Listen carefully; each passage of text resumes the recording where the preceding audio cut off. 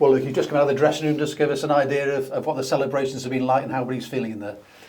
Do you know what? It's one of those where, obviously at the start of the season, it's far from where we wanted to be. Everyone accepts that, everyone knows that, the fans know that, the players know that, staff know that. But given where we were 12 games ago, to now be where we are, talking to you now, the celebrations we've just had in the change room says so much about the group of players we got, the staff that have come in, the staff that have gone.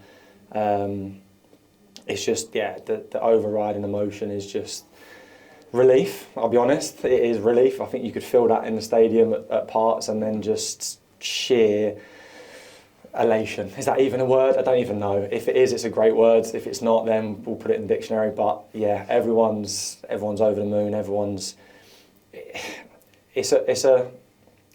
To talk on the other side of it, it's a what if as well, because the way we've been the last 12 games, other than a couple of results and performances, it shows what we can do as a group of players and a group of staff. But yeah, who cares? Yeah, we're happy. We're over the moon. As you say, I mean, 20 points from 12 games since Andy Crosby took over. Exactly the same squad. You've all had to dig deep. I think the fans have had to dig deep as well, in fairness to them as well. But you've all come together, and as you say, I mean, it's been a terrific run, hasn't it? It's been an amazing run. Like, I've had misses, the little one, and my mate's come up with his misses. I've not seen him in a long time, and he just said to me there, like, the stadium was rocking and things like that, and I said, well, it's not always been like that, and that's our fault as players, but you can see that the club, when it's one of the reasons I signed here, like the fans, the club, the fan base, it's like today, it's absolutely rocking. Obviously the first goal was fantastic, and then when Deno gets that second goal, yeah, I didn't know whether to run up the pitch, stay. I didn't know what to do. I was just, yeah, it's been a long season, but like you said, the last 12 games, the fact that Crosby's come in and done what he's done, I honestly can't speak highly enough of him as a gaffer, as a man as well. I know we spoke about it. I know a few lads have spoken about what he did at the start, the first week or so, about getting lads to talk. I just can't speak highly of enough. And then you've had Parky, you've had Danzy, Morgs, Murph. There's countless people that have dug deep, got us through the bad stages, and then it's just, yeah, it's a credit to them, it's a credit to the players. Like I said, it's not where we wanted to be, but given where we are, it's a fantastic feeling. I mean, today, you know, a clean sheet, and you were closest to the fans, and of course they were always telling you what was happening between Cheltenham and Carlisle, and you're the person that's taking that in the ears first. Are you affected by that at all? You couldn't surely ignore it. Do you know what? And I know it's so cliche, it is so cliche, but we're going into the game knowing it's in our hands. If we win, then it's irrelevant what other teams are doing. And like you said, the form we've been in the last 12 games, 20 points, I mean, if you continue that throughout the whole season, it's playoff form. So like I said, it's testament to the boys over the last 12 games, and a lot of what ifs, but you get to a stage where that kind of goes out the window and you dig deep. I think Tom, the last 2 games, has been outstanding. Obviously it's not easy for him the last kind of few weeks, but it's testament to him to come back in, lead the group and get the first goal. It sums him up as a person, as a captain. So everyone's chipped in. It's a great bunch of lads and a fantastic staff as well. Those 10 games in a row that you lost on your travels, you know, I mean, that's 30 points that disappeared down the plug hole. And what has happened recently, and perhaps the reason why you've stayed up in the end, is you've started to get points on your travels as well. Yeah, it's hard to say, but you get, a new manager comes in, he has different philosophies, he has a different approach. I know Crosby's obviously close to 𝗦𝗧𝗔𝗬𝗢, but it was just a little bit of maybe an attitude switch and a slight tinker of training and little things like that. But at the end of the day, we've still got to go and do it on the pitch, and Crosby's setting us out in certain ways, and there's no one that works harder than him. And I've got to give a shout out to Parky as well. I mean, there was a game where I was suspended last season, where I think it was Crewe, wasn't it? Yeah, shocking. I think I was in my box, but we won't talk about that. And then throughout that week, I then did the set pieces with TD as well, and it took us about 2 hours to go through the stuff for the set piece meeting that Parky had already clipped up for us. So he spends hours and hours and hours putting stuff together. He lives, breathes this club and football.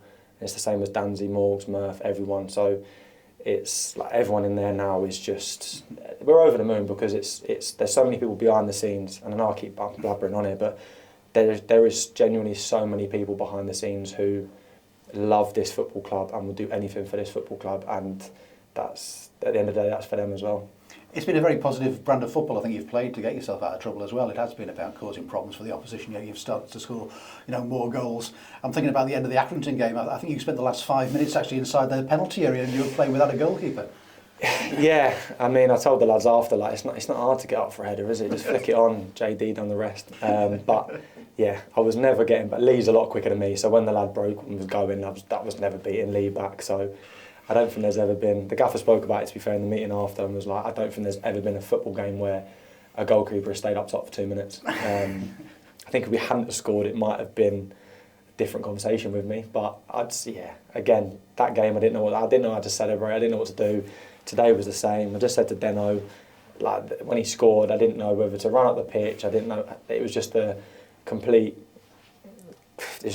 of emotion. But like you said, that's the hard work over the last however many weeks, however many games. And yeah, we've done exactly what the gaffer wanted us to do 12 games ago. But as you say, I mean, overall a very disappointing season, despite the euphoria of today.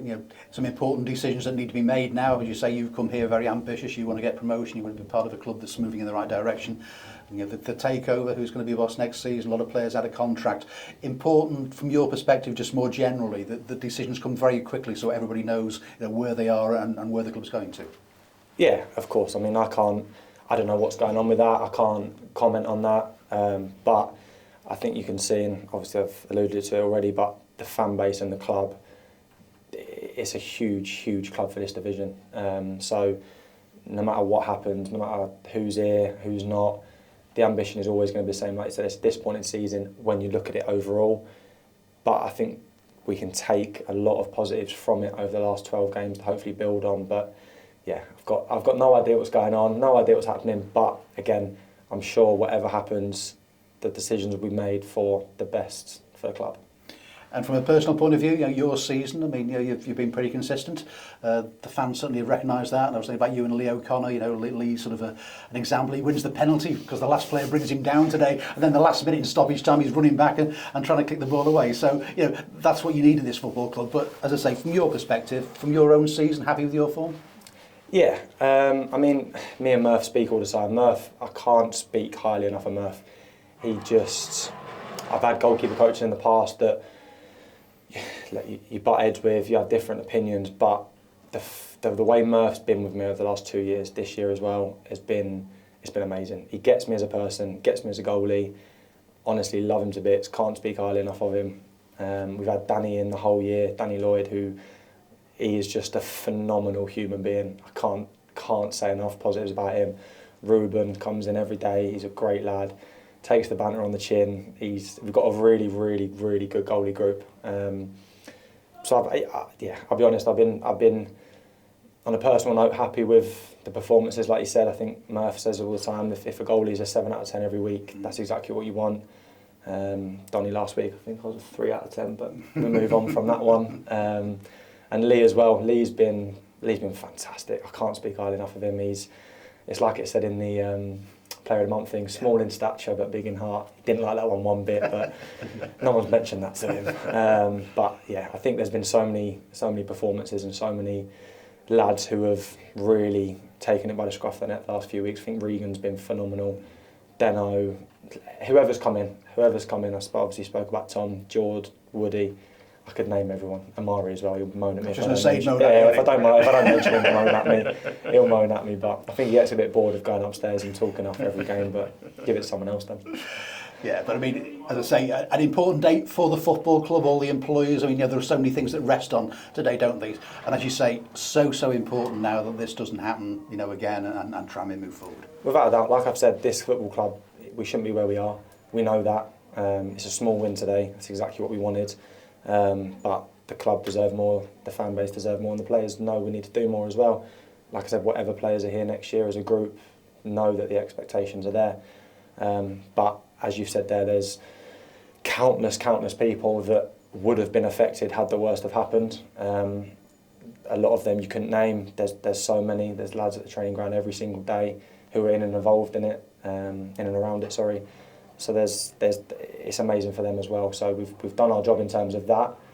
Like I said, not the job we wanted at the start of the season, but that's a big thing for the club and for the fan base. And a club that you'd be happy to remain part of? Without a doubt. Without a doubt.